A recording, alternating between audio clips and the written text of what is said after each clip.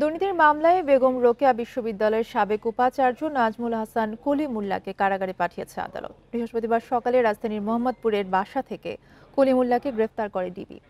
তিনি সহ ৫ জনের বিরুদ্ধে দুর্নীতির মামলার শুনানিতে দুদকের আইনজীবী বলেন, সরকারের ৪ কোটি টাকা আত্মসাৎ করেছেন তারা। বিশ্ববিদ্যালয়ে বিশেষ উন্নয়ন প্রকল্পে দুর্নীতি, স্বজনপ্রীতি, ভর্তি বাণিজ্য, স্বেচ্ছাচারিতা, গভীর রাতে ক্লাস নেওয়া সহ নানা অভিযোগ বেগম রোকেয়া বিশ্ববিদ্যালয়ের সাবেক উপাচার্য নাজমুল আহসান কলিমুল্লার বিরুদ্ধে। প্রকল্পে দুর্নীতির অভিযোগে গত ১৮ জুন কলিমুল্লাহ সহ ৫ জনের বিরুদ্ধে মামলা করে দুদক।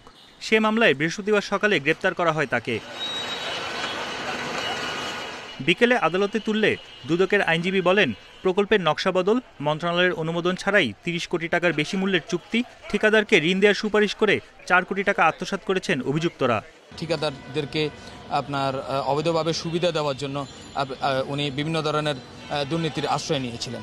এছাড়া হলো আপনার বিভিন্ন বিল থেকে, ঠিকাদারদের বিল থেকে কর্তন করে তিনি কিছু টাকা করে সেটা ব্যাংকে আপনার হলো এফডিআর করেছেন, যেটা তিনি করতে পারেন। এছাড়া আরও একাধিক ওনার বিরুদ্ধে হলো ডিটেলস, এগুলো সবগুলো ডকুমেন্টারি এভিডেন্স হিসাবে আছে তার বিরুদ্ধে অভিযোগ। নিজেকে নির্দোষ দাবি করে কলিমুল্লাহ আদালতে বলেন, রোকেয়া বিশ্ববিদ্যালয়ের উন্নয়নের জন্য দিনে 18 ঘন্টা কাজ করতেন।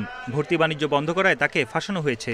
বর্তমান পরিস্থিতিতে ওনার জামিন দেওয়া সম্ভব না বিধায় বিজ্ঞ আদালত জামিনের আবেদন নামঞ্জুর করেছে এবং ওনাকে ডিভিশনের আদেশ দিয়েছেন এবং বলেছেন যে যদি কোনো মেডিসিন দরকার হয় সেটাও যেন সরবরাহ করা হয়, সেই আদেশও বিজ্ঞ আদালত দিবেন মর্মে জানিয়েছেন। এছাড়া দুর্নীতির অভিযোগে বেগম রোকেয়া বিশ্ববিদ্যালয়ের ৫ জনের দেশ ত্যাগে নিষেধাজ্ঞা দেয় আদালত।